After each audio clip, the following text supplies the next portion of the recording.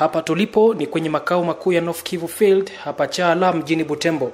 Wachungaji na viongozi wa lei wametoka huku na kule kwa ajili ya kibaraza hiki cha miaka 5 katika muhula huu wa 2026 hadi 30. Chumba cha mikutano kimeandaliwa vizuri.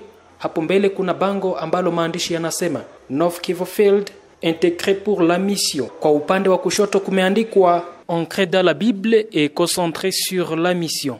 Kwa upande wa kulia maandishi ya Kiswahili yanasema imara katika Biblia na kuelekezwa kwenye utume. Hasa tunasoma hapa mbele, kunasoma imara katika Biblia na kuelekezwa kwenye utume. Yaani barua hii imekuwa mbele yetu, inatualika kwanza kuyasoma maandiko matakatifu. Yaani tukiwa imara katika maandiko matakatifu, yale yatatusukuma ili tutende kazi ya Bwana. Wageni kutoka huku na kule wamekuja.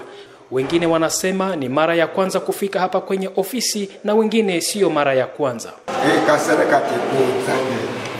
Mimi natoka katika station Owicha na tumekuja kwa ajili ya session ya field na nimepitiza tu dakika karibu 12 tu hapa ndio kufika na tumepokelewa kwa sababu kabisa mambo yote yameanja na tumeona yanaendelea vizuri. Kikao hiki cha session quinquennale kitakwenda tangu tarehe 3 hadi 4 Disemba 2025. Kwa niaba ya Matumaini TV, mimi ni Silva Muindo kutoka Butembo.